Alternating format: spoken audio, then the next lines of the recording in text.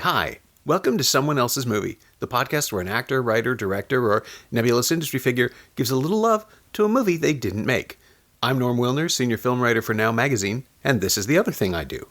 My guest this week is Brendan Prost, a writer and director whose films include Generation Y, Spaces and Reservations, and Sensitive Parts, small, thoughtful movies about young people reaching turning points in their lives, told with a focus on character and emotion rather than heavy plot points. That might be why Brendan chose Nights and Weekends, Greta Gerwig and Joe Swanberg's 2008 micro-budget drama about a couple coming apart after a long-distance relationship. Shooting with few speaking parts and even fewer resources, Gerwig and Swanberg used an uncomfortable, unflattering approach to their sex scenes in a way that sets their film apart from others in the mumblecore movement, suggesting escalating emotional stakes with every glance and gesture. The actors can't hide from the camera, and their characters can't hide from each other. This is Someone Else's Movie. In 2008, I was part of this online film festival called From Here to Awesome, which was organized by Aaron Crumley, who is the co-director of Four-Eyed Monsters, which is one of the movies that was at South by Southwest with the tandem of filmmakers that would later become known to their great chagrin as the mumblecore filmmakers. So, obviously Aaron Crumley and Andrew Bujalski and Aaron Katz and the Duplass brothers and Rai Russo-Young and Joe Swanberg. Yeah. And, like, around that same time, I was making my first feature as well.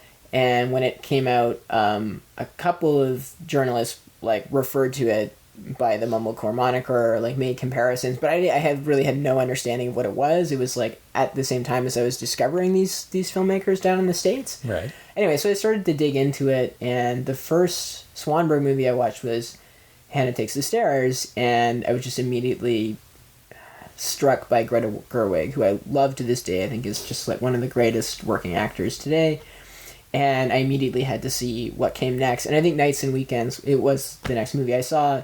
It's one of those movies that you just see at the absolute right time in your life, where the material at the heart of it is so close to you.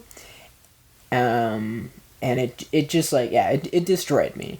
And it was that special combination of appreciating, like, the emotional quality of the movie, that it is this, like, incredibly difficult and painstakingly maintained relationship in one half, and in the second half is this tragic, kind of unrequited love story that can't continue, but, like, must always continue in a certain sense. Yeah. Like, being responsive to that emotional center of the movie, while at the same time being so inspired by Joe Swanberg and all these other filmmakers in the U.S.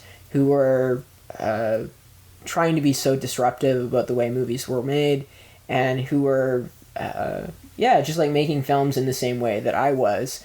And, like, I was off in my backyard in Calgary making these tiny little movies and feeling like, you know, it was so illegitimate and so not serious. And here these guys were down in the States making films in a very similar way and having really touching people and really changing the conversation about the way movies were being made and how they were being received. So it was like, yeah, it was the combination of, like, those two things. I, like, loved the movie on an emotional level, and it really hit me hard, and it got to me at the right time. And at the same time, I was so appreciative of, I guess, I don't know if you want to say, like, the ideological mission of that movement, but, like, I was really struck as a filmmaker by what they were doing, and I was really inspired by that. Yeah, it's hard explaining the Swanberg thing to people who don't know it. Not just the mumblecore movement, which makes sense. Like, you can look at that and say, oh, that's what low resolution or low light, or it's almost like found footage half the time, where they're not caring about turning it up. The Duplass brothers were way more interested in the visuals, and and Bujalski was shooting on 16 millimeter, and Swanberg was running around making movies as quickly as he could, like as many as he could, as fast as he could. And he also was, and this is hard to explain now to people, he was the sex guy. He was the guy who would do graphic confrontational sexual stuff just to make sure it was in there because it was part of it, and it was an essential aspect of his movies and his storytelling. And so when Nights and Weekends came along and said, well, it's the story of a couple told in 2 segments through mostly sex, or at least trying and then not trying, and that whole, it becomes about yearning, it becomes about need, it becomes about desire and absence and missing and loss, and I had seen a couple of his films and not been terribly impressed. I mean, I like Hannah Takes the Stairs. I thought LOL was a little, like, for a film as short as it is, it felt a little long. Yeah. But I liked what he was getting at. I could sort of see something emerging. And then when Nights and Weekends came to Toronto, it came as part of the Mumblecore Festival that they arranged at the Bloor Cinema. That Films We Like threw like 8 films into a week and brought people in. Gerwig came in for that, and she, as co-director, I think that made a huge difference as well in the attitude of this particular film in Swanberg's continuum. Yeah. But I wasn't really expecting much, and it flattened me. It spoke to me like I would have been 40, 41 maybe at the oldest. It was my first or second year that I was at Now. We had this huge piece about it. I actually got space to write about it. Oh, great. And I'd just come from writing for Metro, where everything is 300 words or less, so there was no, like, you couldn't delve. Yeah. When I got the gig at Now, the first thing I did was, like, literally my first week there, or second week there, I wrote about the Edward Yang retrospective at Cinematech, and I was like, 800 words to talk about Edward Yang. I'm so happy right now. And so, I think we did something similar for Nights and Weekends. It was definitely the lead feature, and I got to see everything and just sort of jump in. I hadn't seen Quiet City at that point. I hadn't seen Frownland.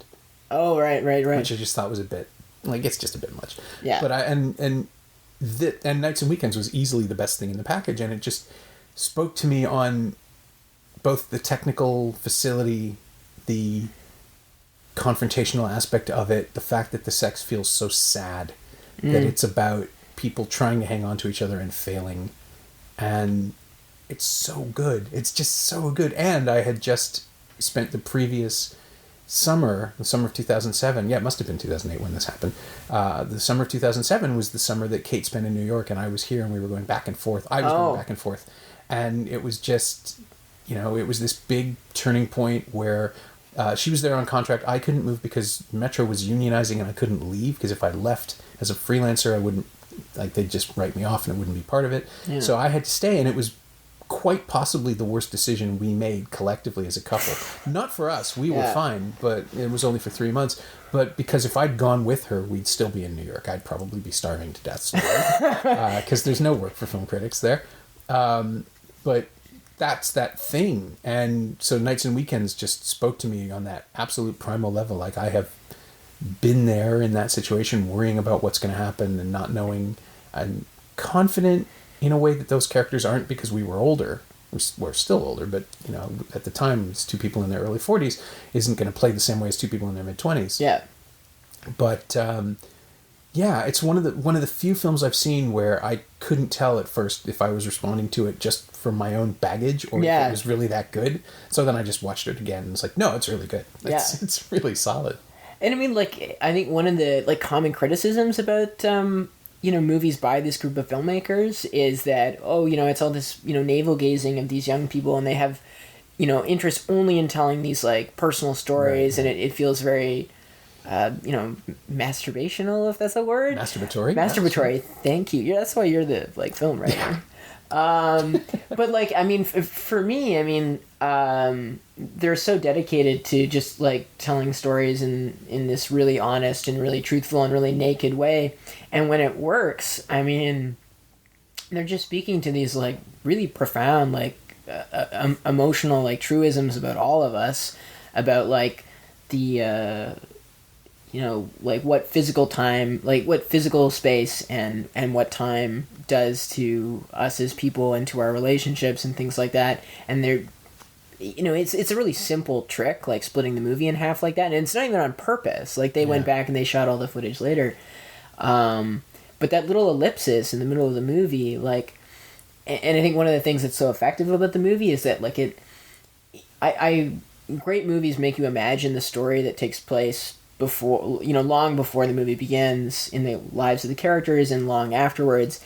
And I think one of the great things about Nights and Weekends is you can imagine a whole history for these characters, and you can imagine what happens in between the first and the second half of the movie, and you can also imagine what happens after the movie ends. Because the characters are so well developed. Like there's so many inside jokes. They have such like a really particular vernacular. They've clearly done like all the homework that actors and directors need to do in order to like, you know, bring unique characters to life. And I think one of the other things that I find really interesting about it is like a lot of people hate the movie because they find the two characters aggravating and annoying, which to me only speaks to like the quality of the character work and that they're so unique and they're so idiosyncratic and they're so weird. Like, well, if you have a powerful reaction to them one way or another, just as you did like if you were to meet them in person, I mean, that just speaks to like, I don't know, I think how distinct the characters in the movie are and how rich they are. Yeah, it's the mumblecore. Even now, I'm lumping it in too. The movement. It's no. I wonder if Cassavetes films were met with the same kind of pushback in the 50s and the 60s when he first made Shadows and Faces, and people said, "Oh, you're just hanging out with your friends." I mean, there were complaints that you're just hanging out with your friends on a beach, and this is what we get. Yeah, but it's a kind of storytelling that it's a kind of storytelling that depends on intimacy. You need to be with people you trust, or you're not going to get to these places as an actor. And as a filmmaker, you want the same thing. You want people that you can rely on to deliver something. So with Swanberg, I mean, he's clearly comfortable in front of the camera. He clearly likes that aspect of himself. He's also really tall, which is jarring. Yeah. I did not know that. He's enormous. Yeah, I've seen a bunch of his movies, and then all of a sudden I met him one time at the Lightbox. I'm like, oh, you're like a head taller than I am. That's really weird. You don't look disproportionate on camera. Yeah. But he's such an odd presence because, and I guess the same thing was sort of leveled at Lena Dunham for Tiny Furniture. Like, you're only telling stories that you want to tell. You're only telling stories about yourself. It's like, well, that's cinema. That's storytelling. Yeah. It seems unfair to say your self-interest is disproportionate because that's how movies get made. Like, if you don't believe in yourself enough to do this, it doesn't happen. Yeah. So then to tell an internal story and to tell a story that's small and emotional and focused and to put himself in it, I mean, I just assume for most of it that it's cheaper than paying another actor and that he'll get the performance he wants. He knows what he wants more than anybody else. So it makes sense to do it this way. Yeah, not to mention, I mean, it's the essence of good drama that you speak specifically about, as specifically as you can, about things that you know intimately, and then through like the interrogation of that, you hope that you find like an emotional truth that speaks to people in a much, much larger sense. Like, it's always boring when you try and talk at like a macro level, or you're reaching to tell stories that you don't understand, and I mean, like, I think that's what like Hollywood is often the most guilty of, is like telling stories that they have obviously no emotional understanding of. And I think like, these guys should be praised for like the modesty of their ambitions and their aspirations, because I think like there's an innate value in what they do, but also because it's so like unpretentious. Like, it's like, no, they're never asking for the movies to be considered as like more than what they are. And the amount of like derision that Swanberg gets and some of those guys get, I just find completely flummoxing. And as for like that whole like, oh, like you're just around, in the, hanging out with your friends and making movies. I mean, it's so ironic to come like level that criticism about these guys, like Joe Swanberg specifically, because I mean, the film industry is like built on nepotism. Like, everybody is just making movies with their friends, except, other people are probably doing it and paying their friends a lot more. Right. They're union friends. Exactly, they're union friends, and you're right. They like Ray Carney is this great film scholar, you probably know. Like, has the same appreciation for these guys because he feels like they are, the embodiment of the spirit of John Cassavetes. They are,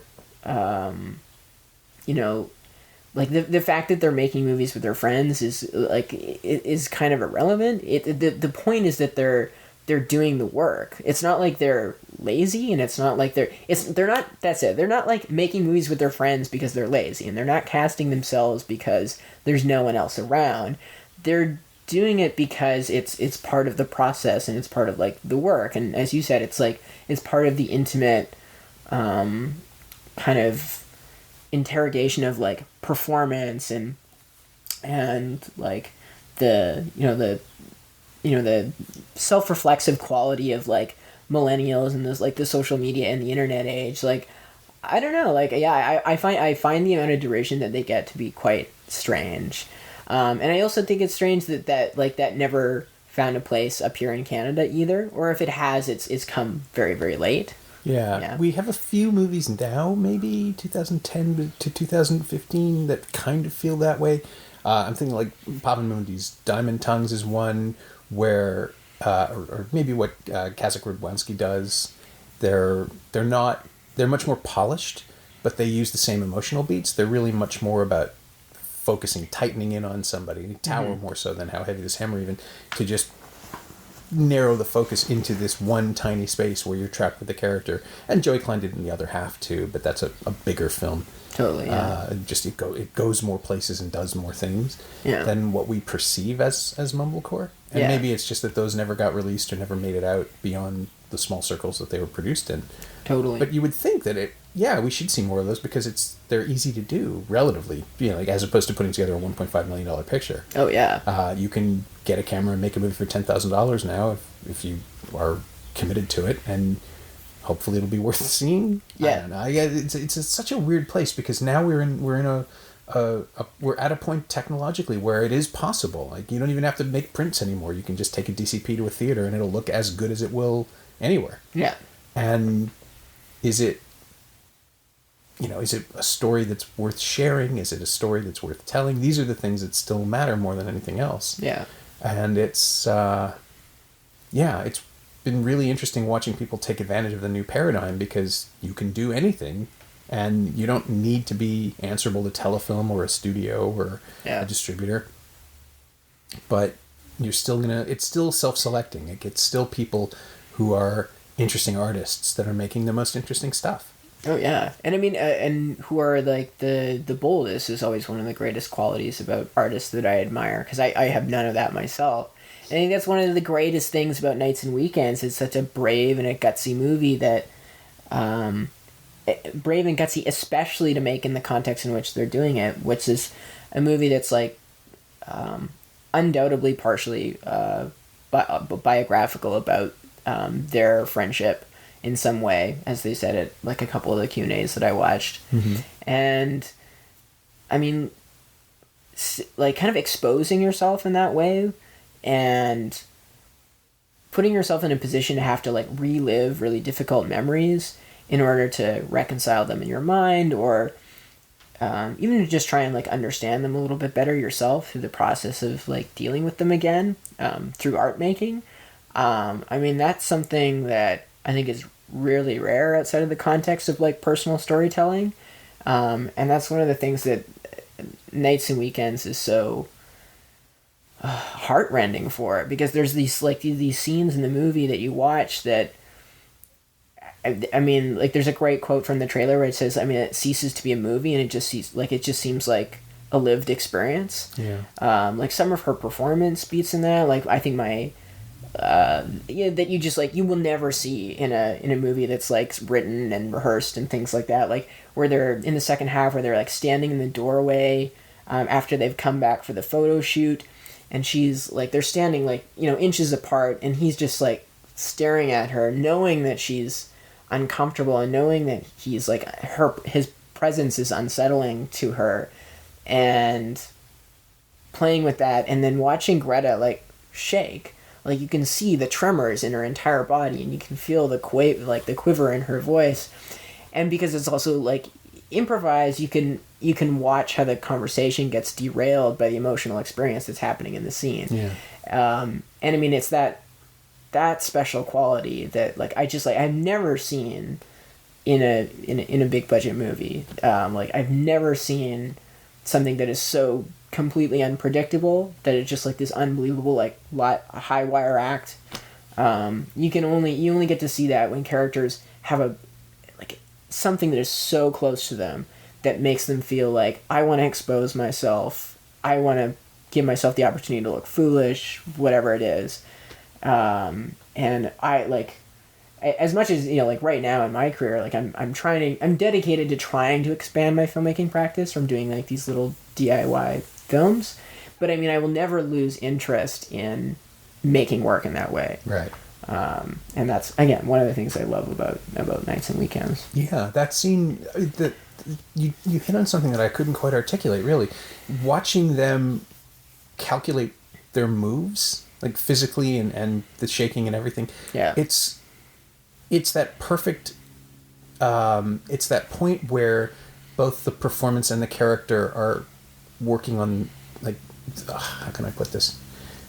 It's the point where the performance and the character are indistinguishable from one another. Not the performer, but the performance, where you're watching someone figure out what to do in the same way that the character, like, it plays. Oh, yeah. It plays as real. You don't know what she's going to do because she doesn't know, and it's not the actor, it's the character, but it's also the actor feeling her way through it. And Swanberg just knowing to let it go is really interesting too. It's the Gerwig is such a natural as a screen performer. She's absolutely fascinating, and I've seen her do what she does in Damsels in Distress, where that sort of arch poise thing, and then there's a version of that in Mistress America where she's playing a mentor character or someone who wants to be a mentor but isn't really good at it. Yeah. And then there's the other stuff that she's done where she's like a ping pong ball where she just bounces through because her energy comes out. And in this, you get the sense that in the moment to moment, she is trying to steer the performance into the spin. Like she's trying to do all of it at once. Yeah. She's pretending to be composed, but the energy is radiating out of her. You can see the nervous energy. And then in scenes where, in the sex scenes that are not about dialogue, but are so much about position and who's touching who and how the angles are. It's the only other movie that I ever saw this in is Cronenberg's Crash. Oh, yeah. Where who's on top and who's holding what is actually the communication. Like, the sex is replacing the dialogue. And we didn't get to talk about it, which was a shame because I would have loved to get into that further. But she was, I interviewed her for Damsels, and we started by talking about Nights and Weekends, and she was so happy that I'd seen it because she figured that no one had. Yeah. And she kept saying, "Oh, that was really more like that was a Joe thing," when we were discussing like blocking and stuff. Yeah. Because I think she wouldn't say it, and I wasn't trying to get her to say it, but it felt like she was coming right up to the edge of and then backing away from saying that. That's why she has a co-director credit, because she was as important to the physicality of it as he was. Yeah. Or that she wouldn't do it unless she had control. Yeah. And it was vague, but I think both of those things are true in a weird way. Yeah. Without her perspective, literally, it would be a different movie. Yeah. And I mean, like, when I've heard Joe Swanberg, I've heard Greta Gerwig say something similar to that. And when you hear Joe Swanberg describe it, I think, like, he would say, I mean, like, the conditions in the movie were even more raw than some of the other mumblecore stuff, and it's just the two of them on set and, a camera person who's really not speaking to what's dramatically happening, what the actors are doing. Right. And then, they've planted mics and things like that. So it's really just, like, the two of them there. And to say, like, that one of them is, giving more direction than the other, or is contributing more or contributing less in that, fully improvised two-hander situation. I mean, like, yeah, I would say impossible to parse. That seems apt to me. Yeah. And I agree with you, especially, like, people often comment that Greta Gerwig seems to have, like, a limited range. Yeah, and I've never seen enough. They just haven't seen enough. Yeah, they haven't seen enough. And also, like, I mean, like, although some of her, like her, superficial character choices, like, maybe I can see that, but the emotional range she plays in the last 20 minutes of Nights and Weekends is phenomenal. I mean, she makes this enormous turn from being proximate and being present to this man is so volatile to her. She's so kind of, like, hopelessly, like, re-enamored just by, like, staring him in the eyes and speaking to him. You can watch her just, like, kind of fall to pieces, like, literally in that scene in the bathroom. And then moments later, while she's really discovering him again in this really intimate way in this sex scene, you can watch how her character's reaction to him changes really drastically in this incredibly narrow span of time. And on top of that, she's doing it in this incredibly challenging sex scene, doing in a movie that is so risky to be doing that kind of nudity in, and to be doing that kind of sex scene. And I just have such admiration for an actress who's willing to just throw herself in like that and really like put herself through the emotional ringer. And you can really tell when you hear them talk about this movie in particular, although all of like Greta's work with Baumbach. With Baumbach, I think is similarly like collaborative maybe, but in terms of like how challenging this movie was to make and how harrowing that experience like sits in their mind, you can always hear them speaking about it in such a reverential way. That you just know it's like kind of something special. Yeah, it's the sense that you're watching people with nothing left, not to hide, but to protect. Yeah. Like they're all in. And the nudity is part of it, and the sex is part of it, but it's even the way they breathe at each other feels charged, and there's a sense that, well, this is my feeling of it anyway, watching it was like, I shouldn't be seeing this. And it's not because it's graphic, it's because it's too honest. I'm watching people like stripped down to muscle. There's no defense against the camera. It's that sense that it's like a documentary in that way, in that you are just pushing and pushing and pushing into the truth of the thing. And it's fictional, but it isn't totally fictional. There's this weird push and pull that creates this fascination to me of it's not transgressive, and it's not taboo. It's actors you've seen in other things. It's a situation you've seen a million times before. But there is something so close and claustrophobic and unnerving about the way that they are behaving in that frame that it just feels wrong, and that adds to the melancholy somehow. Like, even before their relationship is over, there's something off about it. And that this is a desperation that you're seeing, that it's not necessarily performative, but there's something under it, and you just keep looking, and I just couldn't. Once I like separated my own issues from it, it's just like, oh no, I know what this feels like, and that feels weird. But then you start to watch what they're not doing, what they're not saying, and the things that are missing in the intimacy. And it becomes obvious that there's a void in there. That reveals itself really, really slowly. I think like one of the things that they do throughout the first half of it that really speaks to that is you can see the characters like swallowing their impulse a lot, which I think is a real testament to the amount of development they've done on these characters and how much they know about them, that they can improvise in a moment an impulse, that they can see that impulse and then recognize that although the character may have that impulse at that particular moment, where we are in the story right now, this is the time to swallow. There's that great scene where they're, what's that big thing in Chicago, that big mirror? Oh, the Millennium Park egg? Yeah, the egg. Yeah, I don't know. It has a name. But they're out there in the rain. And, you can see this, the long simmering conflicts that are a part of any long-term relationship that kind of like bubble to the surface in this really kind of like surprising and unexpected way.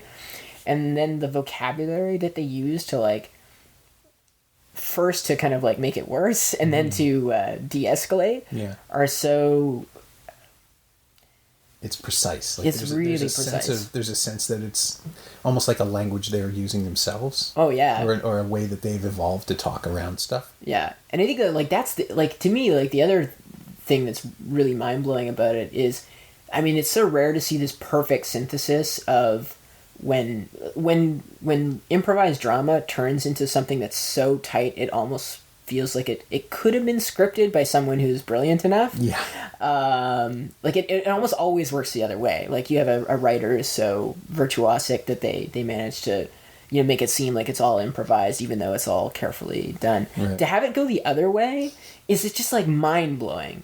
But it really feels that way. And I kind of agree with what you were saying about LOL and Kissing on the Mouth as well. That just like his earlier movies, they do feel like a little bit protracted, and they do feel like a little bit like someone who's still learning discipline, like all young filmmakers. Sure, yeah. But I felt like in this, especially when I rewatched it the other day, the rigor and the tightness of it, and the selective protraction was really mind-blowing, especially in a movie that's entirely improvised. Like, I never felt like they're repetitive beats. I never felt like I wasn't moving on to the next most important thing. And I never felt like that was a pregnant pause we needed to jump through. And I was so impressed by it, like, especially because, these guys are co-directing, and you would imagine both had a heavy hand in the edit, that when you're watching yourself, like, to have that discipline about your own performance work, right, and sussing through your own long-form improvised drama, like, is I think a real testament to their talented skill as both of them as filmmakers. I think so too. And also the lack of vanity, like, not to protect yourself from a bad angle, or not a bad angle, but an unflattering angle, or anything like that, because they really do look like people. There's no movie star aspect to it. Yeah. There's no glamour in even just walking around in a coat. Yeah. You could do it more artfully, potentially, in some shots. But there is just this loose sense that we're following along with reality. We're sort of just trying to keep up with what's going on in the frame. Yeah. And there's that wonderful balance to the movie as well. Like, a lot of, like, Joe Swanberg's early work, and even some of his later stuff, like Caitlin Plays Herself, it has, like, this lo-fi quality to it that sometimes is disruptive to your watching of the movie. Especially if you're not like a film aficionado, or if you're not already dedicated to discovering this cinema. Right. And I think one of the remarkable, but then some of his later stuff is very formal and is quite too composed, stylistic. Yeah. And Nights and Weekends is a really lovely balance of, it's raw and it's candid and it's like not like it's unadorned, but it's never calling attention to itself, and like when you were describing, like, the movie has a kind of a voyeuristic quality, and I think that speaks to, like, the quality of the camera work, and how, like, it always feels like it's in the right place at the right time, and it's always making the right movement, and it's not calling attention to itself, but it's really, really quite effective. Yeah. Like, there's not a lot, like, some of their long shots, I think, are, like, some of the times they choose to do it in a long two-shot, like them at the end of the hallway while they're eating lunch, and we're kind of far away from them, and then there are times where the camera is right up in their grill, and you can feel, like, the distortion of these wider lenses up close. And it may be to Swanberg, it might be in his interest to continue to work with cinematographers, because they lend so much to his work, I think. And I feel that way, especially now that he's made the move to, I don't want to say, like, bigger budget movies, but certainly larger scale productions. Yeah, he's leveled up a bit. Oh, totally. I mean, just I was thinking of Drinking Buddies while you were saying that, and it's just like, that has, I mean, those are shots where there are compositions within compositions, because the factory lends itself to, parallel lines and shelves and things. You instantly are working at a level of complexity, visual complexity, that he hasn't really tried before. Yeah. But then something else, like, and Digging for Fire has a shot where it's just a long shot of people outside, and it looks like crap. Yeah. In the middle of everything, like all these other simple shots, it's just like, oh, you either didn't have time to light that, or you didn't want to. Yeah. And it just reminds me that it's an inconsistency that's like I don't know that it's intentional. It's impossible to divine what was going on in that moment, but it just reminds you that, oh yeah, he used to make movies by the seat of his pants, and I guess he's still maybe trying to. Oh yeah, I think and when I hear him describe his work on Drinking Buddies and Happy Christmas and Win It All, and things like, you can see him try and carry as much of the process over into that larger scale environment. But I mean, it's a meat grinder, like movies at that scale and up from there. I mean, like, it's just like, it's the act of taking a great idea and just, like, just like destroying it with a hammer. Yeah. And a lot of those production methods, I mean, they just like don't work in those larger contexts. And I would imagine he's like figuring that out as he goes. But most of it, I was like blown away by how well it transferred. When I saw I could not believe how good Drinking Buddies was. I think it's a really strong first step. Holy man, world. Yeah.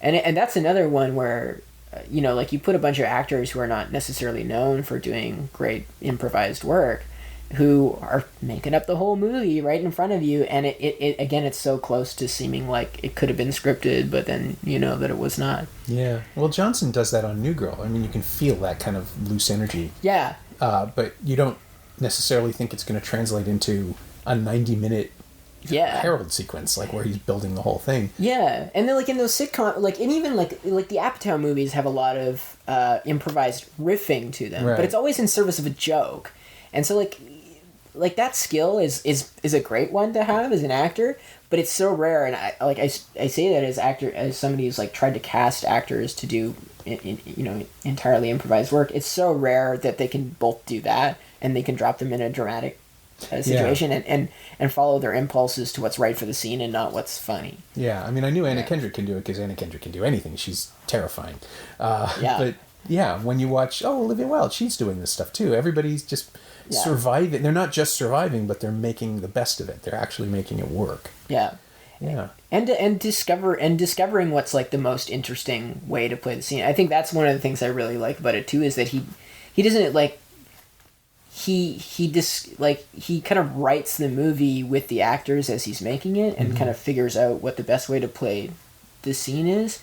And I really aspire to that level of collaboration with actors, because I always feel like actors who are like in the moment performing are better writers than definitely I am, but then like a lot of writers are. But getting an actor to like discard all of the things that make them afraid, and justifiably so, and to cast aside all of those, their ego and everything in order to have that true sense of collaboration and exploration, which takes time. Like, that's one of the things I love about Mike Leigh too. That rehearsal process. Yeah, it's so rare, and I don't know why. Well, I know why more filmmakers don't like work like that, because it's really hard and it takes a long time. But I continue to be impressed by how quickly Joe works, and then how rigorous that work seems to be, because it seems really disciplined, and it always seems like I never get the sense that anybody's like showing up and just like flying their way through it, just like by the seat of their pants. Certainly in other ways with the movies, like they're maybe not spending the time lighting the scene the way that they should. But I never get the sense like the actors are not doing the work that they should be, or that a scene has not been like thought of. Like he's not coming at anything without a certain degree of thoughtfulness to it, I guess. Sure. Yeah, that makes sense. And I wonder, I kind of wonder why, well, not why. It suits the project to have an improvised vibe to it. It suits the production. But as you say, you can't make a movie that complicated and not know what you're doing. Yeah. By the time you get to set, like you need to figure it out. Yeah. And it's always, always. It's kind of it makes me wonder why maybe Gerwig hasn't directed again, or hasn't tried to. She writes and she acts, and maybe she's just too busy. The career took off and she doesn't have time. But I'd love to see what she would do on her own as a filmmaker. Oh yeah. Or just without that. With the resources that she would now obviously have, and with the perspective that she's gained in 10 years. Like Swanberg hasn't really been interrupted. He's just chugged along, and there's a clear arc, and Nights and Weekends fits a specific point on it. It's sort of the high point on that part of the graph. Mm-hmm. And Gerwig, she writes here and there, but I want to know what her vision is. Like, I want to see her direct her own work. I guess we'll probably get there, but I mean, because if I was an actor and I kept being asked by people like Whit Stillman and Mike Mills and all these people to like be in my movie, I'd probably be like, I don't have time to like do other things. I'm acting in all these amazing movies. No, as the saying goes, like, she's got what to do. She's fine. Totally. But I mean, it's because I don't know if it's her aspiration or ambition to direct outside of the context of that unique setting. Mm-hmm. I would love to see her kind of like get back to doing more work like that. Because as much as I really enjoy her work with Noah Baumbach and Whit Stillman and Mike Mills and stuff like that, I have not seen her make the same like emotional commitment that she does in Hannah Takes the Stairs and Nights and Weekends. But, you know, she's got a long career ahead of her. Oh, sure, yeah. And it's true, those movies definitely ask more of her. Yeah. Both as Frances Ha maybe comes close. But yeah. in that one, she's got to play someone who can't be read for most of it. Yeah. So it's a different kind of performance entirely. But, yeah, when there is nothing else but the actors, the weight is all on them, obviously. Now I remember. The other thing that occurred to me watching Nights and Weekends this time, most recently, was that it is a weird echo of a Godard film, the only Godard film in the last 25 years that I like. Éloge de l'Amour, in Praise of Love, which was released in, I want to say 2000, and is similarly bifurcated. It's the difference is one of the storylines, it's the same two characters, sort of, recurring. One storyline is told on film, black and white 35, if I'm right, and the other is really smeary digital video of the time, and it's out of sequence. So the first one we see is set 2 years after the second segment, and what it is about ultimately is this pair of people who slowly come around to the understanding that they should have been lovers and they weren't. Yeah. So first we see them meet 2 years later, and they're negotiating a sale of movie rights, basically. And then we flash back to their first meeting where they were much more open and much more romantic, and something could have happened and it didn't. And it didn't hit me, the power of that movie doesn't hit me until the second viewing, when you have the backstory. Yeah. If you watched it flipped, it would probably work. But the way that it's presented is this weird mystery. Why are these people being so defensive, and what's going on, and why aren't they looking at each other, and what's happening? Yeah. And then the second half comes along, it's like, oh, I get it. But then the next time when you understand those performances, it's absolutely devastating. So Nights and Weekends is almost the simpler American version of that, where they fix it, but it works. You can't really complain. Yeah. And it's certainly, like, I can think of like, I enjoy when the latter portions of a movie ask me to reconsider the beginning portions. And I think, I don't know the Godard film that you're talking about. Yeah, it barely got released, but it's out there. Yeah. But, I mean, I think Nights and Weekends does that a bit as well, because once you know that their relationship has severed in some way, like, one of the things that I think you're forced to reconsider about the first act is how far away they are from that separation. Yeah. And what the eventual trigger is. And I don't want to say who's responsible, but ultimately in the demise of a relationship, you always want to kind of parse that out. And I think you reflect on a lot of those scenes and who seems to be at what position emotionally in the relationship. And I think it totally. And another film I think does that in a really small sense is that I think this is a good corollary for this is Crazy, which I saw on the wall here. Because it basically it does something similar, except it extends we don't really get the same gap in time. There's not so much of a mystery to it. It's more of a gradual gut punch. Yeah. And then that the entire last half of Nights and Weekends is essentially the last scene in Crazy. Yeah. Or the first scene in 5x2. Yes. The Ozone film, the one that I was trying to figure out if it made sense to bring up at all, but it does. It's the reversal. It's told in reverse, but it opens with the last time these characters are likely to see each other. Yeah. And then goes back to through their courtship and their marriage and everything. Yeah. You can. I find it fascinating that cinema can do that you can spend 2 minutes and devastate a room just by showing people something they don't understand. Yeah. And then later it comes back to you, and you can do it I'm sure you can do it in text, you can do it in a book. But the idea that intimacy is such an easy thing to convey and such a hard thing to interpret in film, pornography's there. You can fake intimacy. Yeah. For good or ill. But what these movies do is something else. It shows you the emotional fraying, the emotional ties breaking down. And that's awful. Like, or to be trapped in a space where a couple isn't a couple anymore, or where they're together but they're not together emotionally, where they've disconnected. I think it's because we've all been there on some level. Yeah. Everybody's experienced that kind of, every adult has experienced, that's how you get to be an adult. To break up, to understand who you are separated from a couple, or what you are in a couple, and all of that emotional stuff. And so it comes back to what I was saying about the way I watched it the first time. Everybody has baggage, and we all have different baggage. Yeah. But we all know what it's like to suddenly feel the floor drop out and go, oh, well, my life is completely different now and nothing has changed. Yeah. And then to maybe make peace with that, or to deal with that finally, and then to have it revisit you in some way, and to discover that you were not as far along in dealing with that issue as you were. Yeah, closure's a lie, kids. Yeah, it's not a thing. You'll never be over anyone.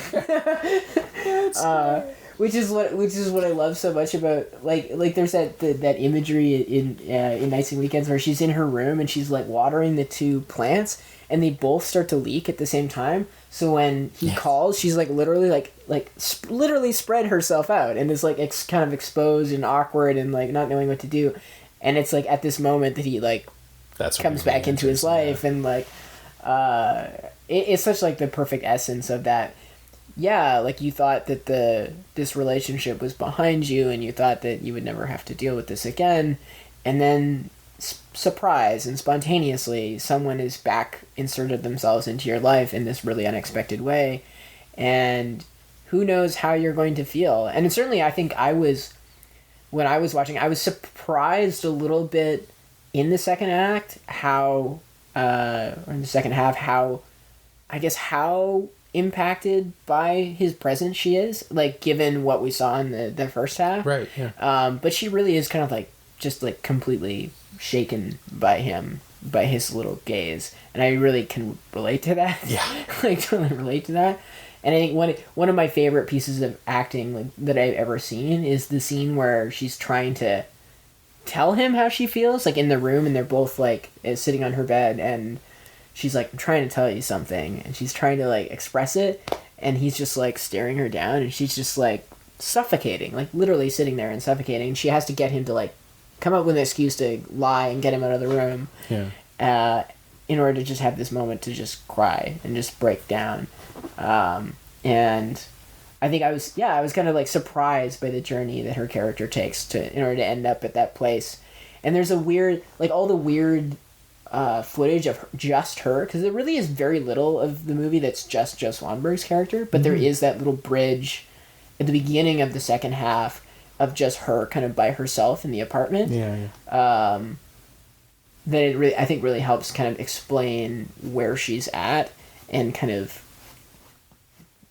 I guess almost like pivot the second act to be from her perspective a little bit, because the first half is such a perfect two-hander. The second half is really, intentionally or not, I think, from about her a little bit more. I think it's supposed to I think it's supposed to nudge us in one direction, in terms of our sympathies, maybe, and then to make us question why we're doing that.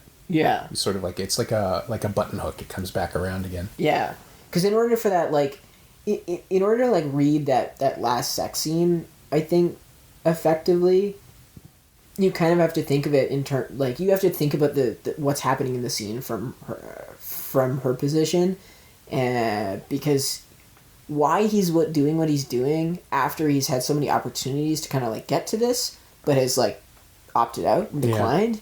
Like it's a really kind of, the way they end up going to bed together is kind of like shouldn't it have been like the moment before this or before this or before this? And so why he finally like capitulates, says yes or capitulates, and then what about him seems so different that she like has to bail. We use spoilers. We can talk about it. I think is such a wonderful little like mystery, but I think it only makes sense to think about it in terms of like and it's even framed that way too. Like she's in the foreground there, and Joe is kind of behind her, and we're like watching her kind of like he doesn't smell the same, or he's like using he uses baby, and he never uses it in the first half, but he refers to his girlfriend as baby. Anyway, tangent.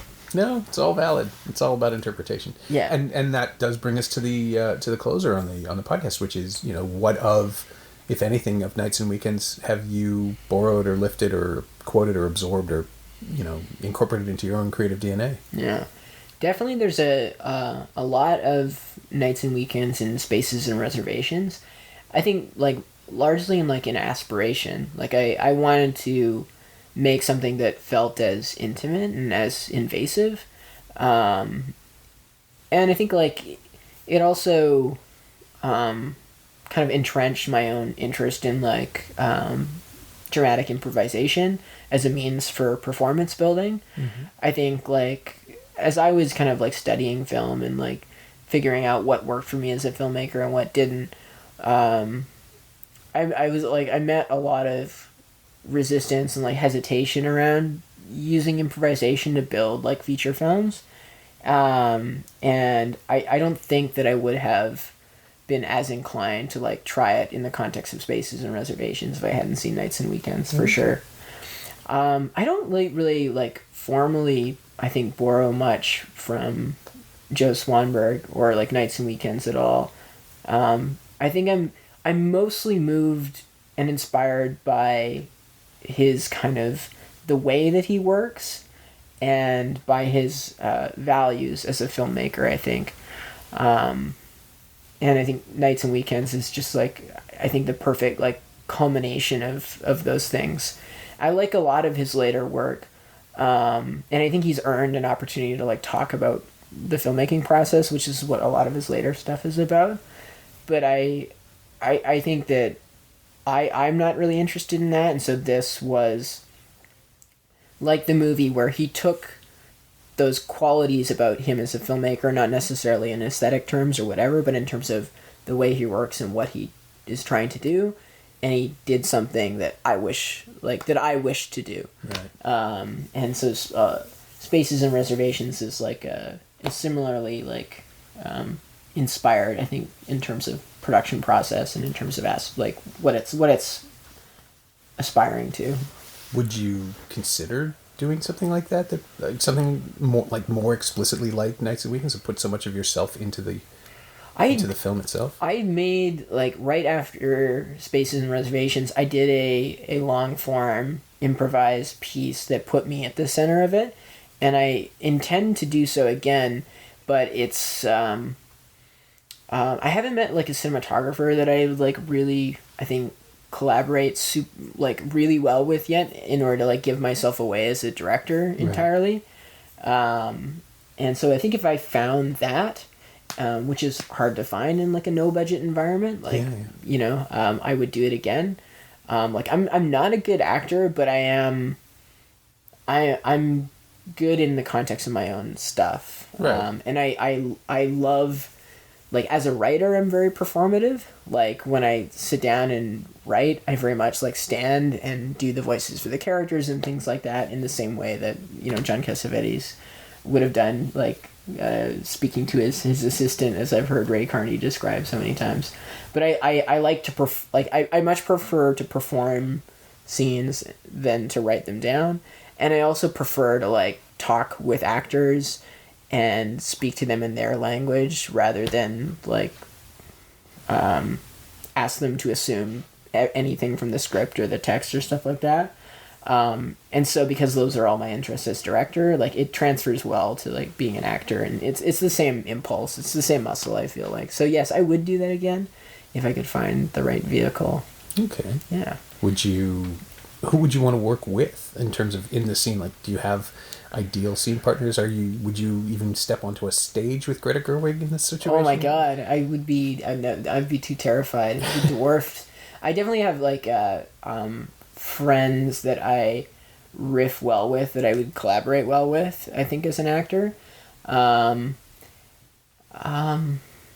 But I mean, like, as a director, I have a whole host of, actors that would be on my wish list. So I think, like, to assume, like, as, like, I would put myself in a scene... Like, I don't think I would ever put myself in a scene with any of the actors that I would want to direct, like, separate from that, because I would be, like, too scared of them. Right. But, I would act in things in I guess, like, a safer environment.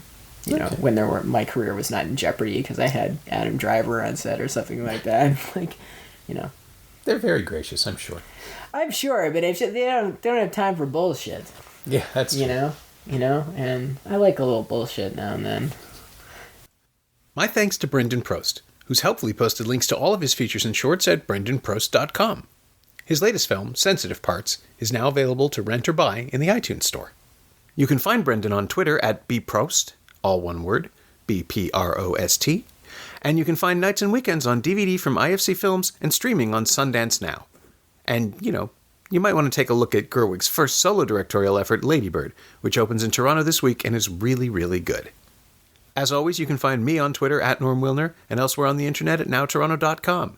You can also find this podcast on Twitter at Semcast, SEMcast, and on the web at someoneelsesmovie.com. If you want to leave a review on iTunes or Apple Podcasts or wherever, that would be greatly appreciated. Tell someone you love them. It doesn't have to be me. Thanks for listening.